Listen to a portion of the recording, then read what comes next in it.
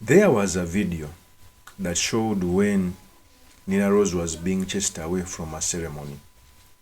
And it came later to be known that the people who chased him are family friends with his father, which is unfortunate. In fact, he has a tape.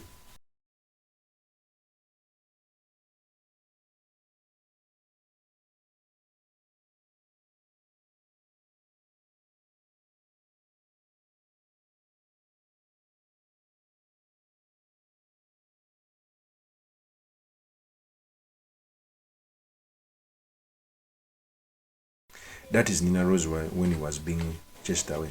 Remember, Nina Rose is standing in a district of Ssembabule.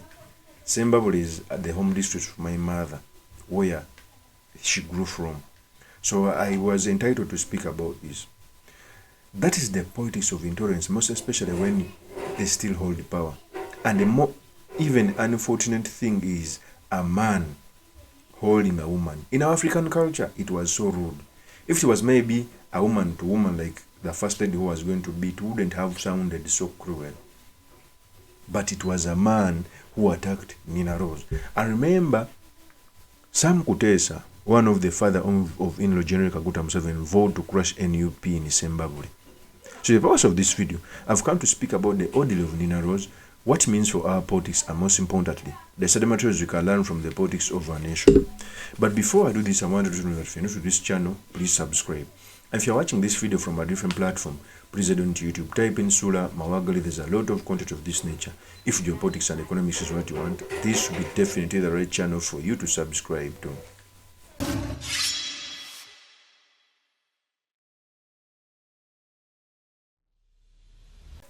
First of all, at first I thought that, as politicians usually do, that Nina Rose had invited him herself for the ceremony. But later it turned out to be that he was requested and he came. And a family member was seen escorted by the SFC chasing Nina Rose. And it was so unfortunate. In fact, Nina Rose is saying this. Obusosoze bwo bungi Ssembabule. Kye kirina okulaga banna Ssembabule. Naye ffe tujja sigala tubaagala kuba bannaffe. Tetujja kukola nga bo bwe bakola ddiini yange weŋŋamba.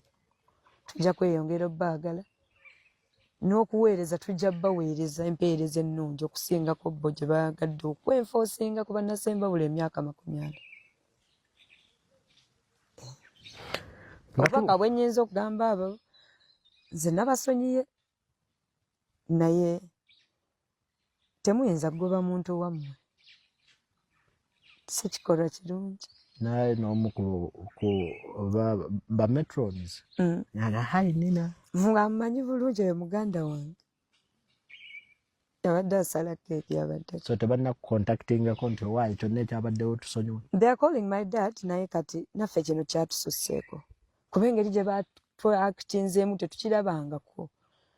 Kino kiragira ddala nti amaanyi gali mu bantu kuba kano akakoofiira bwe kaba kasobola okujja abantu bwe katyo mu mbeera. Muzika Buganda. Alina Oluganda, senga wa Museveni yamuzaala. Kusinziira ku information gye nafunye. Ogenda baggulako emisango nga gwe bumanya mpi. Sibudde buweddeyo Sanchez. Njagala kulaba nga mpita mu kalulu kano bulungi, tuli bize n'abakwasiza Katonda n'abakwasiza abantu badeeringe nabo. Nze kirungi kasita nalaze kiki kye bali. Nga sibikiriddeeko nga siwaayiriza. Abo bazadde batuzaala. Singa baka Buganda abo bwe batwaniza n'okwaniriza ne batugamba naye balireeta nkyukakyuka mu district yaffe.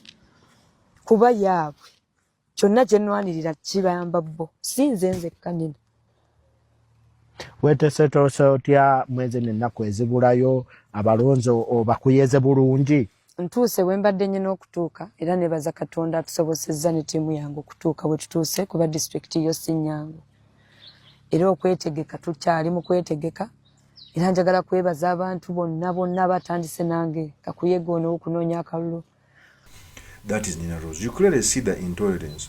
Remember, Ssembabule has always been the bedrock of NRM, not until I think the last election where NUP also gets some sizable representation. That's where Great Namuga comes from. And I hope Nina Rose wins that district, because even the incumbent was NRM, he was defeated. Nina Rose is going against the system.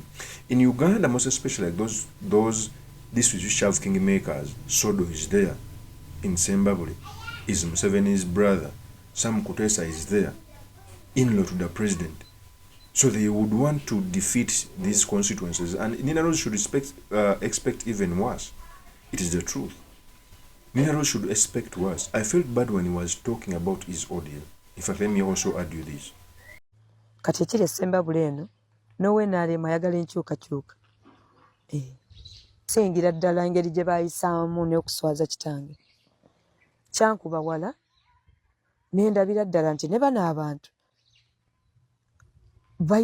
baboola abaabwe ekintu ekibi ennyo. So kinakuwaza naye nyaga kwebaza bannassembabule okulemera ku mazima na ku nsonga, mbakubiriza guno omulundi leka tulagire ddala nti amaanyi gali mu bantu. Tofunyeko ko hurdles za electoral commission kusamoninga kuita kupetitioninga mbu waye mubaka kino waliwaye mulugunya kuba kusayiningira kemikono zibaddewo naye nga bwe nkugambye nzi Sanchez nze ndi ku maanyi g'abantu ate ne Mukama Katonda, ate ne Katonda waali, ate bw'aba agambye nti ffe mu National Unity Platform tugamba mutonzi waffe yasalawo, kati ne bw'obaani petition zo zizze nyingi naye lusaayagala tutegeeza abantu kuba twali bize mu kalulu nga ndi focus kunoonya kalulu, naye tiimu ya legal tiimu yange njagala kugyebaza nnyo ekoze ogusoboka ne balaba nga nsigala mu kalulu kano. Era Mr. Kakande weebale nnyo, weebalire ddala, weebale nnyo cause ba frustrating ebisembayo Sanchez. ennaku 10 ng'onoonya 100 days ng'onoonya akalulu waliwo olunaku lwe walyokeddeko n'ogamba bannaye ekituufu kiri nti ng'oli mu luumu yo akalulu kankaveemu kozi kinsusseeko, waliwo eyo moment ng'olaba tobitegeera.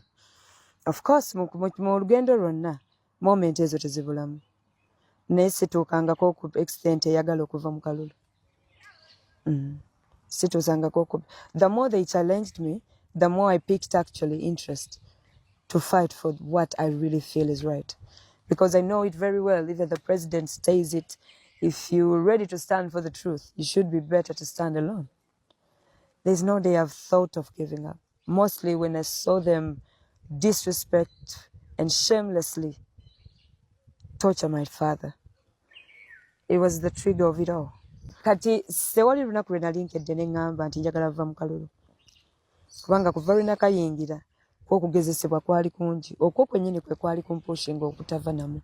Kusingira ddala engeri gye baayisaamu n'okuswaza kitange. Kyankuba wala n'endabira ddala nti ne bano abantu baboola abaabwe ekintu ekibi ennyo. Wandiboola omulala n'okuboola si kulungiza, sikuwagira ng'omukulembeze era nga munnassembabule nk'omuyima. Abayima bakunda bantu, abayima tukunda bantu, abanyankole sikirabangako regimu eno. Kirabika President Museveni alina regimu gye yatendeka nga yo yampisambize, sikirabangako. Naye kusinziira ku nnono Sanchez ffe ze tukuliddeko ne bakitange ne gye batukuzaamu, batukuzaamu mukwano, batukuzaamu mu ngeri eyaniriza buli omu.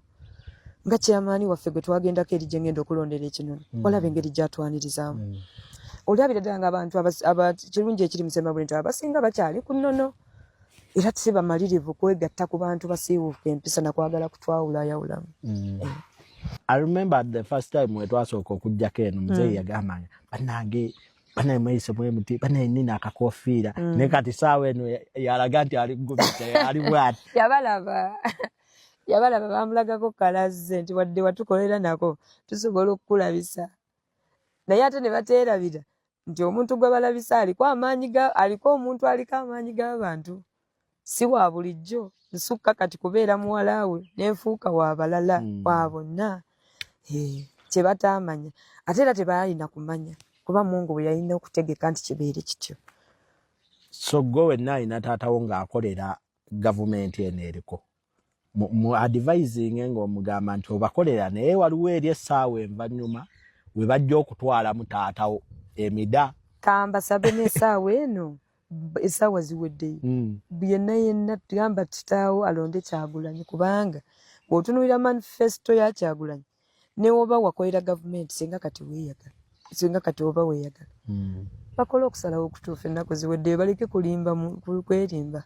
Ndabireko abalonzi abamu nga bagamba fenina tugenda kukuwadde tetukuwagira. Bakibakoye embeera. Kati ekiri essembabule eno nowe NRM ayagala enkyukakyuka. Wadde ayagala atya ekibiina ki. Naye enkyukakyuka emukakatako kuba waabeera enyigiriza ye ng'omuntu si kibiina. That is Nina Rose. So even those people, most people opposition who are standing in these districts, it is life or death. Ssembabule has been a district of violence, most especially when the state is taking on those from the opposition. Even every day Sechikuba is elected, he faces a lot of resistance from the state police and the UPDF. You may think of those opposed to the NRM are running against the state, which is not supposed to be the case. I felt bad for Nina Rose. It was so heart-touching for a man to attack a woman because of the political ideas. And okay, if it was between maybe supporters, it would be okay.